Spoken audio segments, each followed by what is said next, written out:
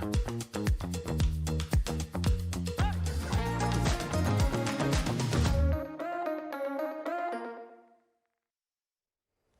21대 대통령을 뽑기 위한 선거가 49일 앞으로 다가왔는데요. YT는 대선 주자들에게 도전 포부와 정견을 직접 들어보는 자리를 마련했습니다. 네, 오늘은 국민의힘 5선 중진인 나경원 의원과 이야기 나눠보겠습니다. 의원님 어서 오세요.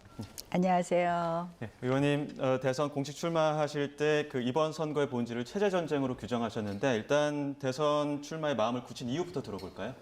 사실은 이 탄핵 국면이 지나면서 많은 국민들이 의회는 어때야 되고 이런 자유민주주의에 대한 고민을 하셨습니다. 근데 어쨌거나 이번 선거는 결국은 이러한 우리가 그동안 대한민국의 발전과 번영을 이루었던 헌법 가치를 제대로 지켜내지 않으면 지금 대한민국이 저성장으로 들어갈 수 있는 이런 타이밍에 이 체제를 지키지 않으면 대한민국의 재도약도 어렵겠다 이런 생각으로 출마를 결심하게 되었고요.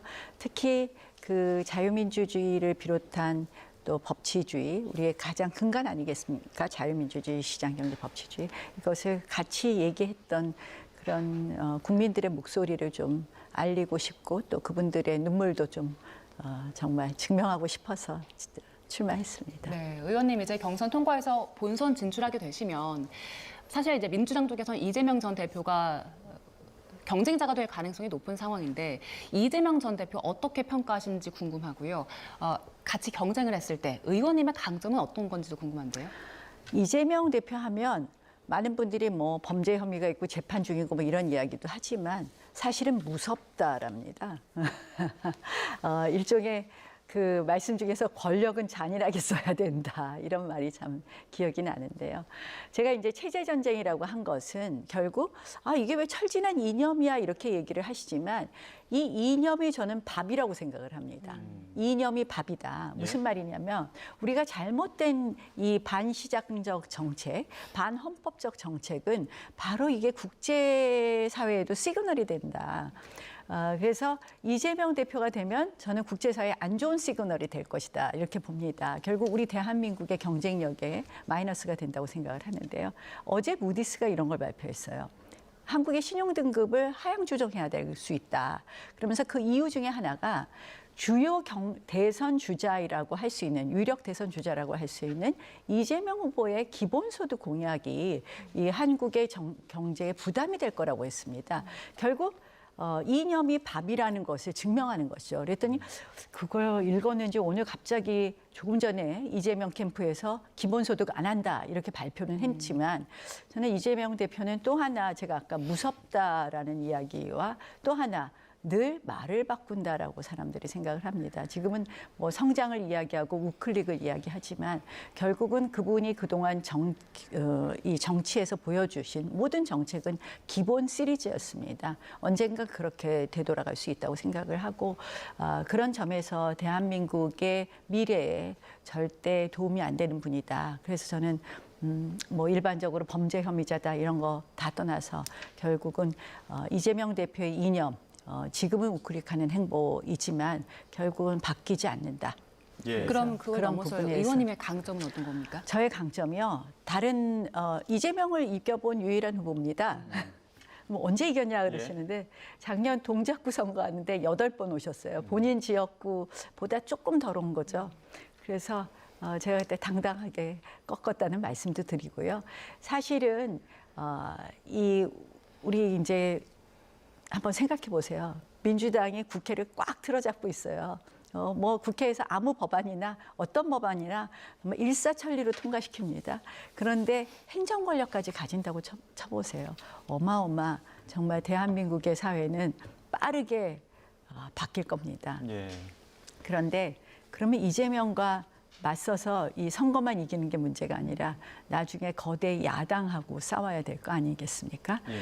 그러면 제가 5선 국회의원으로서 출마한 이유가 국회를 잘 알아야지 민주당이 의회를 전부 다 독점하고 있는 이 상황을 풀어갈 것이다. 그렇지 않으면 또 다른 국정 마비가 있을 것이다. 이렇게 생각을 합니다. 예, 국회를 잘 알고 또 이재명 전 대표를 이겨본 후보다 이렇게 또 강점을 말씀해 주셨는데 인터뷰 전에 SNS에 올린 사진이 또 주목을 받고 있습니다. 드럼통에 들어갈지언정 굴복하지 않는다 이런 피켓을 들고 사진을 찍으셨는데 이건 어떤 의미가 있는 겁니까? 젊은 사람들한테는 예. 이재명 대표가 드럼통으로 불립니다. 그 무슨 뜻인지 잘 모르시죠? 드럼통이 공포를 얘기하는 거고요. 뭐 이재명 대표와 관련된 사건에서 많은 분들이 극단적인 선택을 한 것을 보통 그렇게 비교를 하는데요. 그래서 공포 정치를 말하는데 저는 사실 우리가 그런 얘기가 있잖아요. 드럼통에 파묻혀도 진실은 파묻히지 않는다 이런 이야기가 있습니다. 그래서 사실은 그런 어떤 뭐 상상에 맡기겠습니다. 그런 것을 의미한다. 예. 예. 지금 보수 진영 후보자들이 이제 탄핵에 반대했던 그리고 탄핵에 찬성했던 세력으로 분류가 되는데 의원님께서는 탄핵에 반대를 하셨고 이후에도 그 탄핵 반대에 대해서 후회하지 않는다라는 말씀하셨어요. 앞으로 이제 본선에 가게 된다면 사실 중도 싸움이 될 텐데 그 탄핵을 반대했던 것을 비롯해서 앞으로 중도 확장성은 어떻게 확보하실 계획입니까? 저는 이제 탄핵에 반대한 것이 중도 확장성에 걸림돌이 된다고 생각하지는 않습니다. 저는 사실은 이렇게 조기 대선, 대통령이 2번씩이나 끌려 내려오는 이런 탄핵이 반복돼서는 안 된다고 생각을 합니다. 그런 면에서 또 우리가 이 탄핵 과정에서 또 공수처의 수사 과정에서 우리 대한민국의 법치주의가 얼마나 무너졌는지를 목도했습니다. 어느 법원에 영장을 청구하면 되고 어느 법원에 영장을 청구하면 발부가 안 되고 또 공수처는 수사권이 없는데도 불법적인 수사를 하고 이런 걸 보면서 많은 분들이 걱정하셨습니다. 그래서 그런 부분에 있어서 저는 우리 대한민국의 헌법 가치를 지키기 위해서 탄핵을 반대한 부분이 있고요. 중도 확장성은 제가 말씀드린 것처럼 정말 국민들 소리를 잘 들은 정치인이 저는 좋은 정책을 낼 수 있고 그분들에게 정말 필요한 걸 해드릴 수 있다고 생각을 합니다. 중도는 저는 특별하게 어떤 진영에 대한 호불호가 없으신 분이다. 결국 나에게 도움이 되는 정책을 누가 많이 만들어주느냐에 딸려 있다고 생각을 하는데요. 저희 슬로건이 국익 퍼스트, 국민 퍼스트입니다. 우리 그동안 대한민국이 너무 우리 국민을 우선하는 정책보다는 사실은 일종의 PC라고 하죠. 정말 다 뭐 이렇게 돼야 돼 하고 너무 많이 빗장을 열어준 것도 있습니다. 예컨대 뭐 저는 이 우리나라가 외국인 근로자 천국의 나라인 거 아십니까? 이 모든 외국인 근로자들이 한국에 오고 싶어 합니다. 왜냐? 우리나라가 외국인 근로자 최저임금 가장 높게 줍니다. 우리는 국민하고 똑같이 줍니다. 내국인하고. 근데 그게 이제 ILO 협약 111호에 가입되어 있고 최저임금 제도를 채택하고 있기 때문인데요. 일본만 해도 ILO 협약 111호를 가입하지 않고 있습니다. 일본이 외국인 근로자 임금이 우리보다 낮습니다. 저는 이러한 부분도 적절한 차등 임금 이제 실시해야 된다고 생각을 합니다. 예. 우리 국민이 담당하지 않는 부분, 많은 외국인 근로자들이 담당하는 부분이 있습니다. 이 부분만 좀 낮춰줘도 우리 국민들의 삶의 질이 높아질 것이다. 그래서 ILO 협약 111호 탈퇴가 제 주요 공약 중에 하나고요. 예. 그건 당장 우리 젊은 세대들 99만 원 가사 보육 도우미 시대 열어드리겠습니다. 또 나이 드신 분들은 지금 전부 다 간병인에 대한 수요가 있지만 안 되기 때문에 요양원 가십니다. 99만 원 간병인 시대 열어드리겠습니다. 네, 여러 공약까지도 또 설명을 해주셨는데 의원님 그 출마 선언 이튿날 김문수 전 장관과 햄버거 회동도 했고 이런 것을 보고 단일화를 염두에 둔 행보 아니냐 이런 해석들도 나오는데 경선 완주 의지는 확고하십니까? 아니 제가 1등 할 건데요. 저희는 어차피 4명, 2명으로 줄어들고 있습니다. 예. 그래서 저는 이제 아마 대선 나온다는 이야기가 늘 대선 나오시는 분들이 있고 저는 이제 처음 대선에 도전했는데요. 아마 그래서 그동안 염두에 두시지 않았지만 경선 과정에서 제 철학, 제 소신 그리고 제가 펼칠 대한민국에 대한 말씀들 많이 드리게 되면 많은 분들이 공감해 주시지 않을까 이렇게 생각합니다. 네. 그 의원님 출마 두고 윤석열 전 대통령이 출마를 권유했다 이런 이야기가 나오기도 하는데 그 윤심이 실린 후보라는 그 수식어에 대해서는 어떤 입장이세요? 뭐 저는 사실은 우리 경선에 자꾸 이제 대통령 말씀 많이 하는 거는 글쎄 그러네요. 네. 네. 근데 이제 그 뭐 차담도 있으셨고 또 네. 차담에서 대선 승리를 당부했다 이런 이야기도 들리다 보니까 그런 부분이 이제 경선에서 어떤 영향을 미칠까 이런 거 궁금하신 분들도 많은 것 같아요. 뭐 대통령 좋아하시는 분들은 많이 지지해 주실 수 있을 거고 또 아니신 분들은 또 다른 생각하실 수도 있는데요. 예. 어쨌든 대통령 뭐 이제는 전 대통령이신데요. 예. 또 나라 걱정을 계속 뭐 여러 가지 역할을 좀 주문하신 거는 맞다. 뭐 이런 정도만 하죠. 예. 네. 자, 딱 일주일 남았는데 다음 주 화요일 날 그 22일 저녁에 4강 후보가 발표가 될 겁니다. 4강 진입에 대해서는 어떻게 자신하십니까? 자신 있습니다. 1등 하실 자신 네, 있으십니까? 제가 이제 처음 이름을 올렸는데 네. 단박에 4등 안에 들었더라고요. 오늘 아침 여론조사인가요? 근데 네. 그 전에도 일요일부터 벌써 바로 금요일 날 제가 출마 선언하고 이루어진 여론조사에서 4강 안에 들었습니다. 네. 그래서 최선을 다하겠습니다. 예. 의원님 앞서 그 1등 하실 거다라고 말씀하셨는데 하지만 정치권 일각에서는 지금 출마 두고 이게 대권보다는 당권이나 아니면 다음 지방선거를 염두에 둔 행보가 아니냐 이런 이야기도 나오거든요. 여기에 대해서는 어떤 입장이세요? 저는 사실은 이번 탄핵 이후에 정말 이렇게 이 여러 가지 정치권의 흐름을 보면서 이제는 결단할 때이다 이렇게 생각해서 제 책임을 다하고자 나왔습니다.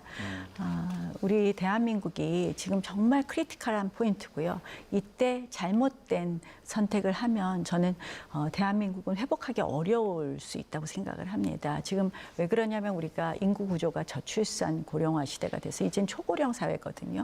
그래서 굉장히 크리티컬한 포인트입니다. 그래서 이때 우리가 제 메인 공약이 145 프로젝트입니다.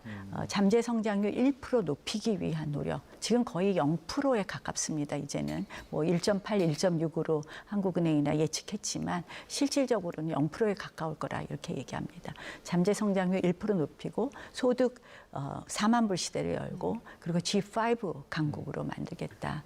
여기에 대한 정말 치열한 고민도 있어야 되고 기본적인 그 치열한 고민은 바른 헌법 가치에서 우리의 헌법 가치를 존중하는 데서 나온다. 그래서 결심하게 되었습니다. 자, 지금 그런데 한덕수 대행 차출론과 관련해서 권성동 원내대표 오늘 아침에 경선 출마 안 한다 선을 긋기도 했고 한덕수 대행도 대선에 디귿자도 꺼내지 말라 선을 긋고 있는데 당내에서는 왜 이렇게 차출론의 목소리가 나오는 겁니까?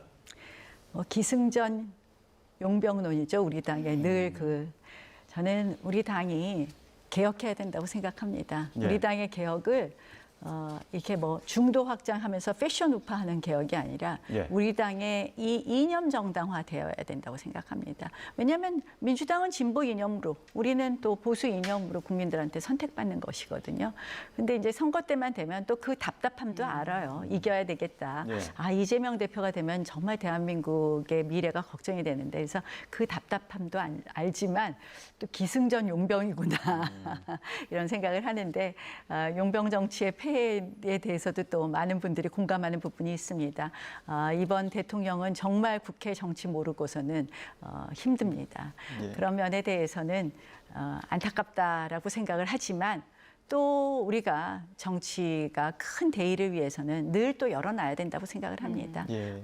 그래서 예. 뭐 그런 부분 안타깝고 뭐 또 기승전 용병이냐 하지만 크게 또 열어서 볼 수도 있다. 네. 말씀드립니다. 그 앞서 오세훈 서울시장 일단 대선 불출마 선언했고 유승민 전 의원은 경선에 불참하겠다는 얘기를 했는데 사실 그 연이어서 중도 세력에 대해서 소구력에 있는 후보자들이 불참 선언한 것 두고 국민의힘 경선 흥행 괜찮겠냐라는 이야기 나오고 있잖아요. 여러 가지 뭐 제도적인 부분들은 좀 만들어 놓은 것 같은데 국민의힘 경선 흥행 어떻게 보십니까?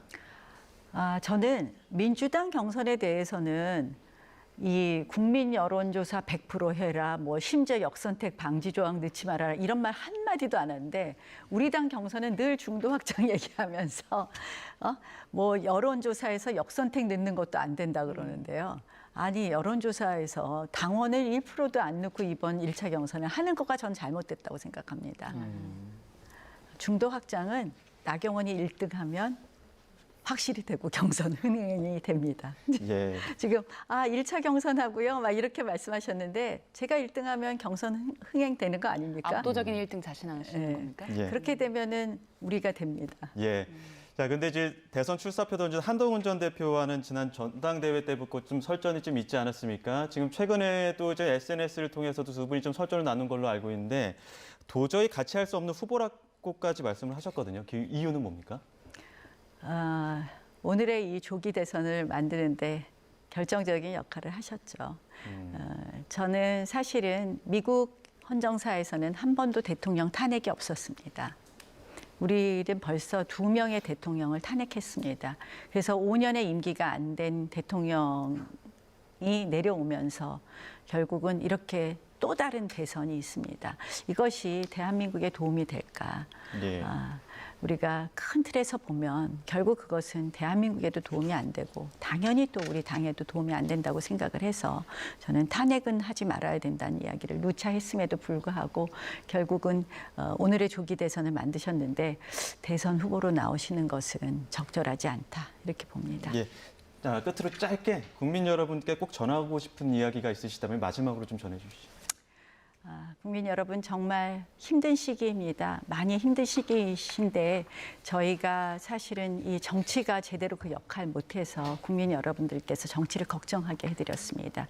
그런데 우리가 다시 이제 대한민국은 한 단계 앞으로 가야 됩니다. 그렇기 위해서는 대한민국의 오늘의 발전과 번영을 만들어준 우리의 자유민주주의, 시장경제, 법치주의의 튼튼한 뿌리 속에서 또 국민 여러분들을 위한 그 변화로 나아가야 되고 그를 통해서 국민의 삶을 보다듬어야 됩니다. 저 나경원 오랫동안 정치했습니다. 여러분들의 목소리 누구보다도 열심히 경청했다고 자신합니다. 어려운 지역에서 발바닥 정치 많이 했습니다. 여러분들 목소리 소중히 여겨서 여러분들에게 필요한 여러분들에게 더 좋은 대한민국 만들어 드리겠습니다. 예, 알겠습니다. 여기까지 듣겠습니다. 지금까지 국민의힘 대선 주자 나경원 의원과 함께했습니다. 고맙습니다. 고맙습니다.